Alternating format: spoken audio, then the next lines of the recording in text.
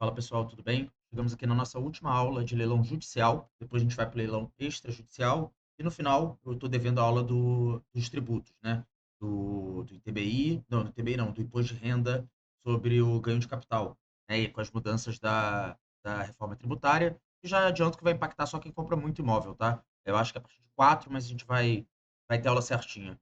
Queria pedir desculpa de não ter gravado a aula semana passada, tô com dois problemas. Um que eu viajei a trabalho, foi muito intenso semana passada. E o segundo problema é que eu vou ter que formatar meu computador, porque de fato o microfone não, não, não consigo usar mais.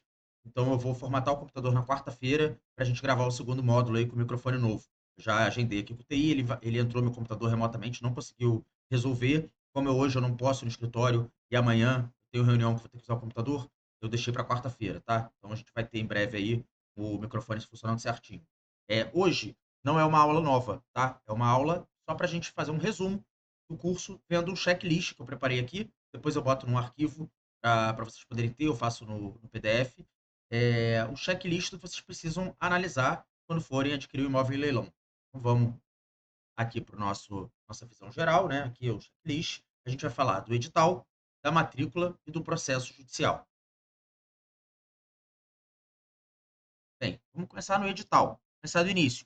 A gente tem que ver a descrição do imóvel, conferir a matrícula com o executado, né? Se o executado não for o proprietário, pode ser um leilão de direitos, pode acontecer alguma daquelas outras coisas que a gente falou, mas vai ter alguma coisa estranha aí que você vai ter que analisar, tá? Você vai verificar a área, né? Obviamente, você vai verificar o número, se está batendo ali com a penhora, com o que está dizendo no edital, e você vai ver a questão da vaga da garagem.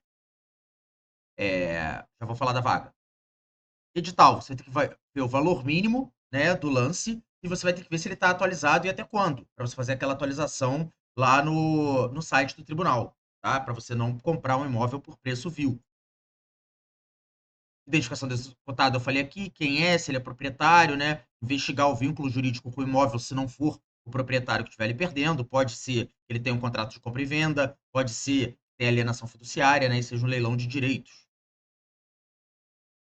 Tipo de ação, você vai ver, é uma execução de condomínio, é uma execução trabalhista. Por quê? Porque isso vai impactar no que a gente estudou sobre o concurso de credores, né? E você vai ver, ali eu botei, e se for bem de família? De repente é o executado que está perdendo o único imóvel. Você vai ter que ver na nossa aula de exceção ao bem de família. Ah, ele é fiador de contratos de locação. Então não tem problema ele perder o bem de família. É um exemplo. Tá? Ah, dívida de condomínio. Então não tem problema ele perder o único imóvel. É lá a Lei 8.009 de 90, artigo 3º, tem lá as exceções. A gente tratou no curso, mas você pode jogar no Planalto aí também e ler.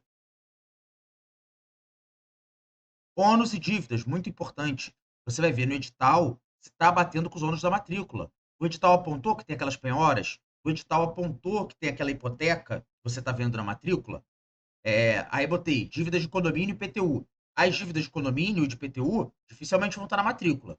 A do condomínio e do IPTU só estarão na matrícula se houver uma penhora, tá? Ou uma verbação prévia, mas não vale a pena entrar aqui, por causa de um processo judicial. Então, se o IPTU, né, se o município ainda nem entrou com execução fiscal, não vai ter nada na matrícula. Mas você vai ver dívidas próprio terreno, outras na matrícula, e no edital você vai ver o condomínio e o IPTU. Como a gente falou, o IPTU, o arrematante não arca mais. Pode ter um edital ilegal? Pode. Mas a princípio o STJ já decidiu que não é para ter no edital passar IPTU para o arrematante. O condomínio pode ter ainda, lembra da nossa aula? Então é importante ver no edital essa responsabilidade de quem vai pagar o condomínio. E aí vai bater com aquele concurso de credores que eu falei antes. É uma execução do próprio condomínio? Ah, e o seu lance já paga essa dívida? Ele é o único credor? Então, ok. Então você não vai ter dívida de condomínio, mesmo que diga lá que está repassando para você. E vai estar quitado, né? Data do leilão, obviamente, né? Você vai conferir ali no edital. A data, eu botei aqui, a proposta parcelada. Lembra que na nossa última aula sobre proposta parcelada? Tem que ser antes do leilão. Então, muito importante saber a data e saber quando você vai mandar a sua proposta parcelada. Matrícula, aqui eu falei já um pouco, né? Porque eu estava falando de edital, mas tem que bater o edital com a matrícula. Então, conferência básica, número da matrícula, se o proprietário é executado e descrição do imóvel, né? Como eu já falei lá, eu deixei aqui também para não esquecer. Verificar se existe hipoteca, penhora, indisponibilidade, alienação fiduciária, promessa de compra e venda. Por quê? Hipoteca. Lembra, a gente vai ter que ver no processo se esse credor hipotecário foi intimado. Se ele foi intimado, tudo bem. Ele que exerce a preferência dele pelo valor que tiver no processo e a hipoteca vai ser extinta, o arrematante vai ter tranquilidade ali em arrematar esse bem. Penhoras, lembra, tem que intimar o resto do pessoal da penhora, apesar de ser um problema menor, que geralmente a pessoa pode chegar lá e exercer o direito de preferência após o leilão, é importante que tenha intimado. Indisponibilidades, mesma coisa, sequestro, arresto, né?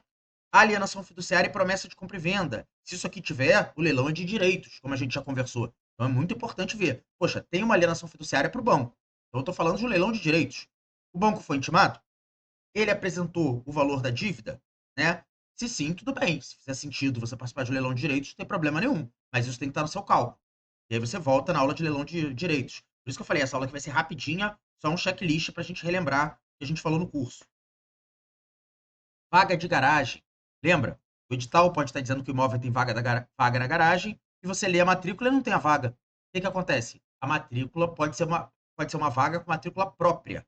Tem problema? Não. Desde que também tenha a penhora dessa vaga e ela também esteja no leilão. Então tem que deixar claro, estamos penhorando a matrícula 100, que corresponde ao apartamento de 2 quartos, e a matrícula 320, que corresponde à vaga nesse prédio, né? Lá que cabe um veículo, tal, tal, tal. Caso não esteja, eu estou dizendo aqui, se a vaga já estiver na própria matrícula, beleza, ela não tem matrícula própria. Se não tiver, verificar se a matrícula é própria, conferir se foi incluída na penhora e no leilão. Processo, né? O que você vai verificar no processo? Você vai entrar lá, verificar se a penhora foi regularmente realizada, se o executado foi intimado. Você vai ver se o cônjuge foi intimado, se os credores com direitos reais, né, hipoteca, outra penhora, foram intimados, se tem uma promessa de compra e venda, se o prometente comprador e vendedor foram intimados, se tiver copropriedade, lembra que eu disse? Às vezes é uma herança, ou até é o cônjuge ali também, pode ser o coproprietário, mas aqui já estou falando dele. Então, se tiver uma herança, por exemplo, são 2 irmãos, só um executado, o outro foi intimado, estão respeitando o valor dele. Lembra, o valor dele vai ser pelo valor da avaliação. Não dá para dar desconto para quem não é executado, né? Não dá para dar desconto, que eu digo para o arrematante, em relação a quem não é executado. Credor fiduciário, o banco, né, que a gente estava falando aqui, foi intimado? Tem que ser comunicado do leilão, né? Às vezes o próprio edital já comunica, o executado, o cônjuge, o proprietário, né? Entes públicos quando houver interesse. Prazo da intimação ali do leilão é de 5 dias, né? Antes. Essa ausência, depender, pode gerar nulidade. Já vi jurisprudência, por exemplo, que o cônjuge, né, não foi intimado e ele não pode exercer o direito de preferência. A gente já conversou aqui.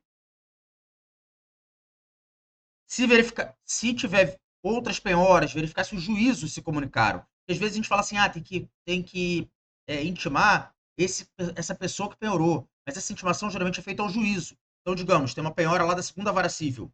O meu juiz, do meu processo aqui, que eu quero concorrer ao leilão, ele notifica, ele oficia, né, o juiz da outra vara e esse juiz intima as partes. E basicamente é isso.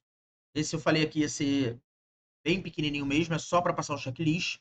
E a partir da próxima aula a gente começa com o leilão extrajudicial. Espero já com o microfone e o computador funcionando bem. É algum problema do Windows aqui que o meu TI não conseguiu resolver. Então vamos ter que formatar o computador mesmo.